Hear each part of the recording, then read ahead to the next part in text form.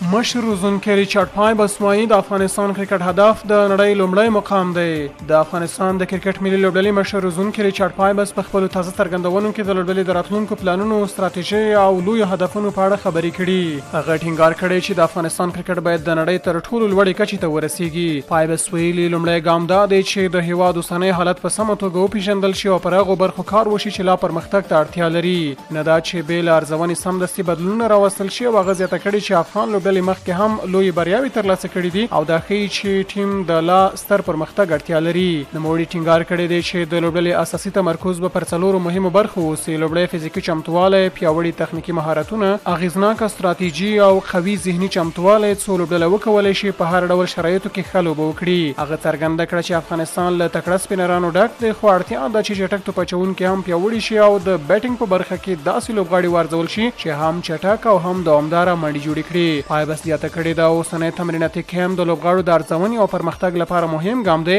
او راتلونکي غیر سیزني وخت به د ځوانو استعدادونو د روزنې لپاره ځانګړی اهمیت ولري. دغه په وینا د افغانستان اوږدمهاله هدف دا دی چې په راتلونکو کلونو کې د نړۍ لومړی درجه لوبډله شي او دا هدف که څه هم وخت اړتیا لري خو باید د هر افغان لوبغاړي لوی ارمان اوسي. هغه په پای کې ویلي که څه هم اوسنی ټیم لا د نړۍ له مخکښو لوبډلو سره واټن لري خو د منظم پلان، دوامداره کار او سم استراتیژۍ له لارې دغه واټن ورو ورو کم کېدلی شي او افغانستان به د نړۍ کرکټ په ډګر کې لا پیاوړی دریځ خپل کړي.